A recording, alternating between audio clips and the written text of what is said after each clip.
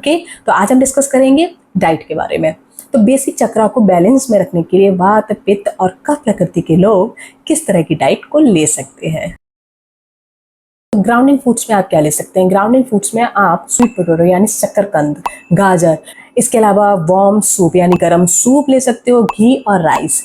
तो इस तरह से ये फूड जो रेस्टलेस वात है उसको नरिश और काम करने में आपकी मदद करेंगे और इस तरह से बेसिक चक्रा यानी रूट चक्रा को बैलेंस में रखने में ये आपकी मदद करते हैं।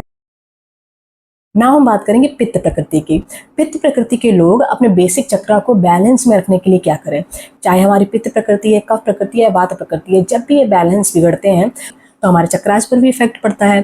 तो अगर हमें अपने बेसिक चक्रा को बैलेंस में रखना है तो जरूरी है कि पित्त इंडिविजुअल्स अपने पित्त को भी बैलेंस में रखें। तो इसके लिए वो क्या ले सकते हैं जिससे कि जो उनका पित्त है वो बैलेंस में रहे और बेसिक चक्रा को बैलेंस में रखने में उनको मदद मिल सके।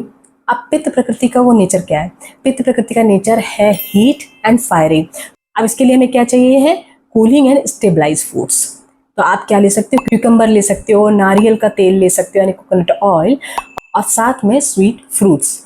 ये बढ़े हुए पित्त को शांत करने में आपकी मदद करेगा और जिससे आपका बेसिक चक्रा बैलेंस में रह पाएगा। अब हम बात करेंगे कफ प्रकृति के बारे में। अब कफ प्रकृति का बेसिक नेचर क्या है? Heavy and slow.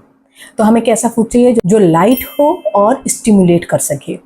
तो इसके लिए हमें कैसा फूड चाहिए? लीफी ग्रीन्स यानी हरे पत्तेदार सब्जियां, लाइट ग्रेन्स यानी जो हल्के अनाज आते हैं वो खाने हैं, और साथ ही साथ हमें लेने हैं warming spices like ginger and black pepper यानी अदरक और काली मिर्च का इस्तेमाल भी आपको करना है।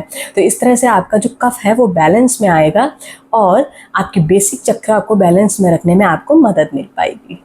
ओके, सिंपल सा है कि हमें बेसिक चक्रा को अगर बैलेंस में रखना है तो हमें इमोशनली और फिजिकली दोनों लेवल पर ग्राउंडेड रहना है। तो उसके लिए ज़रूरी है कि हम अपनी प्रकृति के अकॉर्डिंग अपनी डाइट लेना स्टार्ट करें, और जब हम ऐसा करना स्टार्ट कर देंगे तो धीरे धीरे हमारे मेंटल लेवल पर बहुत सुधार होने लगेगा, और जैसे जैसे हमारे मेंटल लेवल में सुधार होगा हमारे इमोशंस ऑटोमेटिकली हमारे कंट्रोल में आने लगेंगे, और जब हमारे इमोशंस कंट्रोल में आने लगेंगे तो हमारे चक्रास भी आराम से बैलेंस में रहने लगेंगे। तो जब चक्रास बैलेंस में रहने लगेंगे तो हमारी फिजिकल और मेंटल हेल्थ पहले से बेहतर हो जाएगी।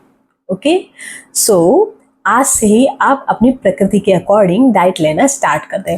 अगर आपको अपनी प्रकृति पता है तो ठीक है, अगर नहीं मालूम है तो जो नंबर डिस्प्ले हो रहा है उस पर आप व्हाट्सएप मैसेज करके अपनी क्वेरी पूछ सकते हैं।